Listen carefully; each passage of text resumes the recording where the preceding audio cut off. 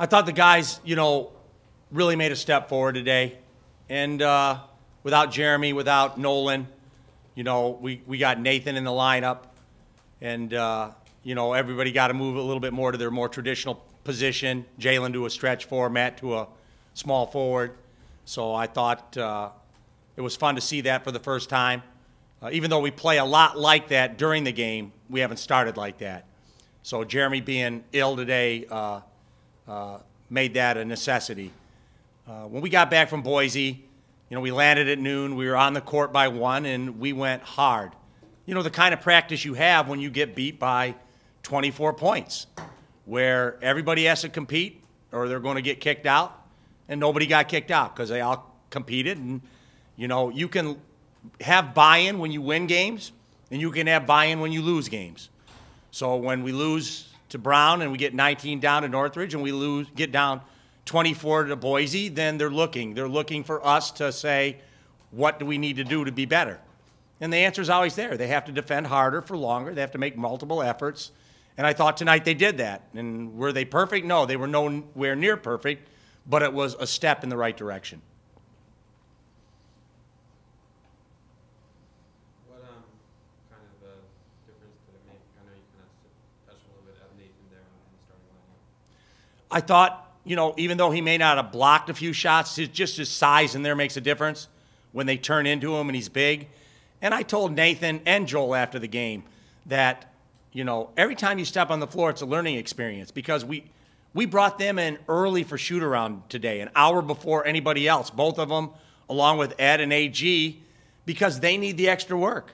So they came at 1 o'clock for a 2 o'clock shoot-around so we could show them what they had to do today. Here's what's going to happen. Here's what they're going to try to do. You have to be ready for this. And normally, if you have experienced guys, they need to go through it once because they played against it 3 or 4 years. But when you have young bigs, you walk through it, and then the first time in the game it happens, and the guy is right where we don't want him to be. So as they continue to get experience and they learn how to do things at a game pace, our team will improve. Is this a starting lineup you would consider going with again going forward? Yeah, absolutely. Now, I don't know if it'll be at Jeremy's expense or what will happen, And we shoot the ball really well, and we've struggled the last couple of games. But, the nice thing with running zone offense, rarely is it like you're running a play for one particular person. It's just moving the ball freely. It's finding Jalen in the high post and kicking it out. And we have a lot of dangerous three-point shooters. So when they open in zone, Devin made threes, Matt made threes, Jordan made threes. Adam, we just have a lot of good three-point shooters. And so, obviously, we've been very good when we get the lead early.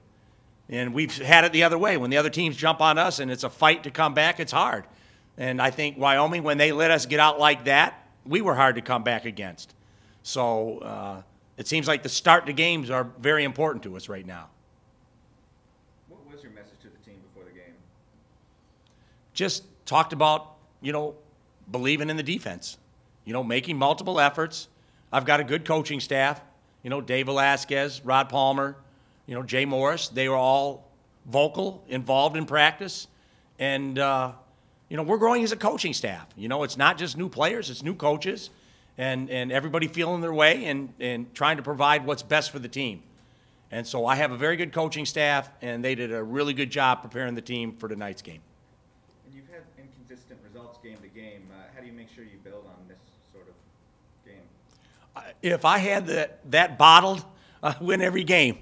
We're just going to go back to work and deliver the same consistent message. It's not up and down. It's not yelling at them because they lose and then, just smiling and patting them on the back and praising them when they win. We just have to be consistent. We have to tell them when they're not doing something well. And just be businesslike about it. We might have to raise our voice from time to time. We tell them that. But we love them all, but we owe it to them and the team to push them to be their best. And does a game like this get rid of the bad taste in your mouth after Boise? Or? Well, I'm sure as young kids, they'll probably feel they played the perfect game defensively. And so we'll cut tape, and we'll be in tomorrow at 1 over at the Jam Center, and we'll be watching good and bad from today's game so that on Thursday we can jump into Air Force and get ready to go play the Air Force Academy on Saturday. How do you balance a game like this where obviously you needed to gain some momentum and you needed a win, but you're also playing a team that's down to 7, scholarship players, I think only 2 of which have even played college basketball last year, and they haven't won a Division I game in a month and a half. How do you balance those two things? Like I said, we're at a point where the way we were playing, we can't take anybody lightly. I mean, we're not sitting there going, "Oh, it's Wyoming. We're just going to roll over Wyoming." I mean, I told Alan before the game that, he came into town and they got so many guys hurt. He got 2 of my guys hurt. He brought some of that bad karma with him. So we had Nolan and Jeremy out. So I got to get them out of town so we can stay healthy again. But yeah, I feel bad for them. I was concerned we weren't going to have Jeremy and Nolan. Nolan last year against Wyoming scored 19 points. A lot of people probably won't remember that. So I was counting on Nolan to be a major contributor today, and when I didn't have him, it affected our rotation. And then Jeremy, we're at walkthrough at 2 o'clock watching film, and he walks out of the locker room into the bathroom and comes back, and I don't know, maybe I had to use the restroom, and then we go on the floor for shoot around, and I'm like, "Where's Jeremy?" And he was in the bathroom getting sick, and he tried to do we did 2 IVs into him before the game to try to do anything we could to get him, some fluids in him where maybe he could go. That's how important Jeremy is. But like I said, I'm proud of the guys that did play. They stepped up, and, it's easy to use guys out as an excuse, but it's one that no one's going to accept. Wyoming, they're not making excuses. Everybody can see they got guys hurt, but the guys they got out there compete. They compete as hard as they can for as long as they can. But having numbers is important, and they just came from Vegas and traveled right here, and, we were able to maybe take advantage of the fact we were on our home court.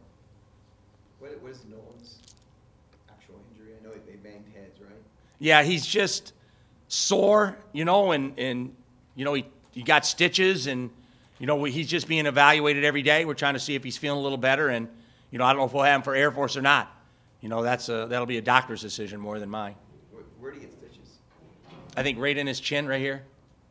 It was a heck of a collision because the kid from Boise lost his tooth. So maybe it's still in Nolan's chin. I don't know. We'll have to look.